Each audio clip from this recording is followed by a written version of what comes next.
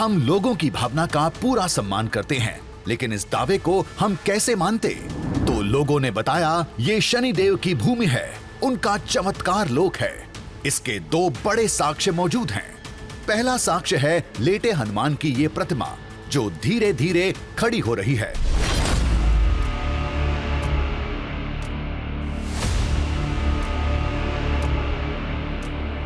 तो अब ये धीरे धीरे प्रकृति ऊपर उठ रहे हैं, सराहने से खड़े हो रहे हैं, ऐसे खड़े हो रहे हैं जमीन से। पहले लोग आप बताते थे कि पहले नाना गर्दन दिखता था, अब पूर्ण रूप से ऊपर आ गए, धीरे धीरे जमीन से खड़े भी हो रहे हैं ऊपर की ओर।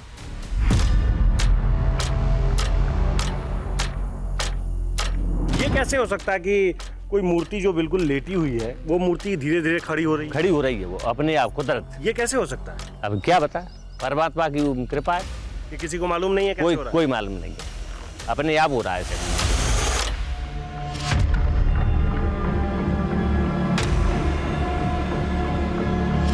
दावे के मुताबिक वक्त के साथ प्रतिमा का सिर वाला हिस्सा उठता जा रहा है और चरण वाला हिस्सा जमीन में अंदर जा रहा है।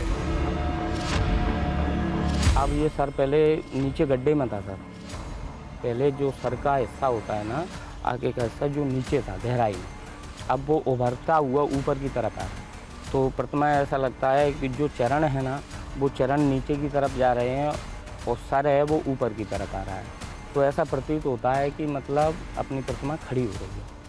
अभी ज़्यादा नहीं, ज़्यादा समय नहीं, 20-30 साल में इतना हुआ है कि पहले चरण नहीं निकले थे दोनों, अब चरण बिल्कुल प्रॉपर दिख रहे हैं।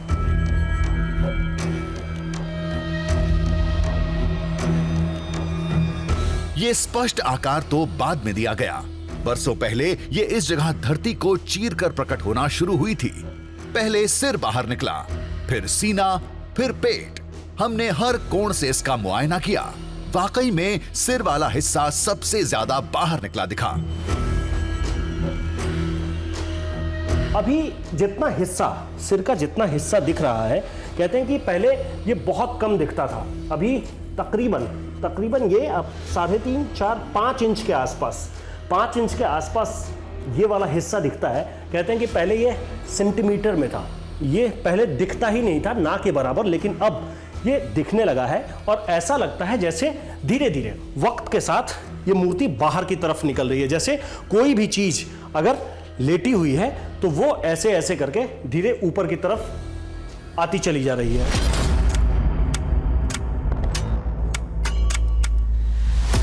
वहीं पैर वाला हिस्सा बाकी प्रतिमा के मुकाबले जमीन में धंसा हुआ था। लोगों के मुताबिक साल दर साल ये गहराई बढ़ती जा रही है। वो जैसे जैसे ऊपर की तरफ उठते चले जा रहे हैं आगे से, वैसे ये हिस्सा जो है, इस हिस्से को आप देखेंगे तो ये हिस्सा धीरे धीरे नीचे की तरफ चलता चला जा रहा है और ये भी तकरीबन 3.5, 4 इंच के आसपास ये नीचे की तरफ चला गया है। और ऐसा माना जा रहा है कि जैसे जैसे उधर से मूर्ति उठती चली जा रही है, ये नीचे की तरफ चलते चले जा रहे हैं।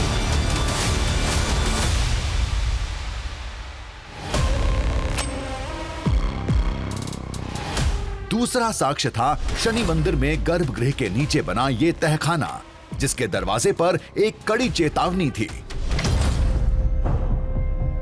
जहां संत निवास लिखने के साथ नाग के चिन्ह बने थे। इसकी कहानी थोड़ी अजीब थी। कहते हैं सैकड़ों साल पहले एक संत शनिधाम में रहते थे। उस समय यहाँ सुनसान जंगल के सिवाय कुछ नहीं था।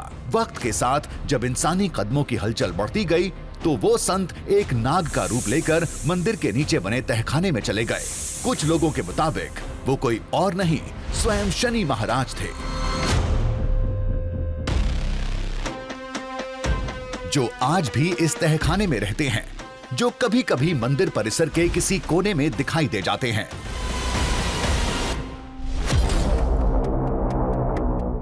यहाँ जैसे निकलेंगे तो उसमें पानी की रिंगट तो मिलेगी। हाँ, भीजी भाई पानी से निकल के आएंगे तो वो एक मिलेगी, छाप पड़ता चला जाएगा। हाँ, तो जैसे ये देखा है कि जैसे वो जहाँ आएंगे ठाकुर जी के जहाँ उन्हें आराम से बैठे। कई बार जो कई बार अभी भी कई बार देखा है।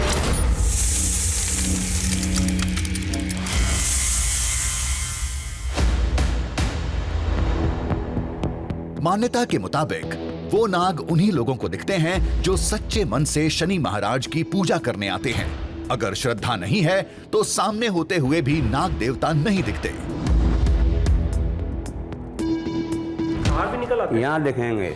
यहाँ भी। हाँ, और जैसे आपको दिख रही है, आपने जैसे आवाज लगाई कि और जाओ में सर्फ है, बस गायब। हम और आए, भाई की भैया कहाँ हैं, तो आपको जैसे दर्शन देना है तो आप कहते रहेंगे कि देखो ब्रो, ओ हमको इनको भैया को समझ लो बिल्कुल नहीं दिखे। अरे कहाँ हैं तुम, जो ही समझ देखो जो है।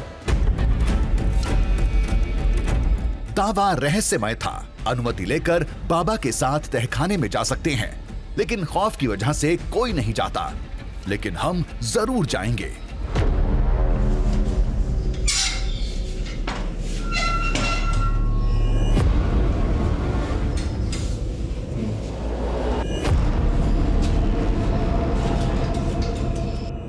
मंदिर के तहखाने में पहली बार टीवी कैमरा जा रहा था।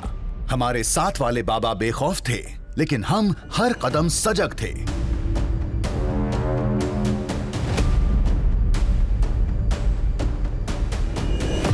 हम तहखाने के पहले कमरे में पहुंचे।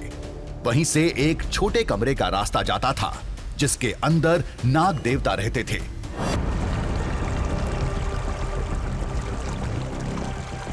ये जो गर्भगृह है इसमें बिल्कुल अंधेरा रहता है, लाइट नहीं जलती है। कई बार कोशिश भी की गई रोशनी देने की, कुछ लाइट जलाने की, तो वो बार बार अंधेरे में तब्दील हो जाता है। अभी जब मैं देख रहा हूँ तो बिल्कुल गुप्त अंधेरा है, और कहते हैं कि इसी में नाग देवता रहते हैं।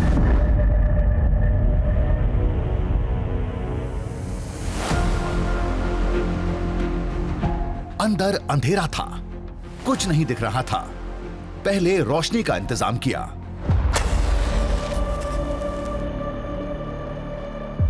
हमने दिया जलाया, उससे भी काम नहीं बना।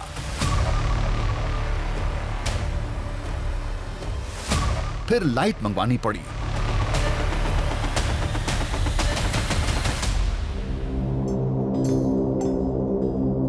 अब कमरे का कोना कोना नजर आ रहा था।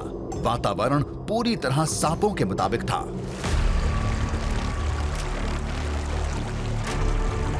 चारों तरफ गीली मिट्टी और नमी की भरमार थी, लेकिन हमें कोई नाग नहीं दिखा।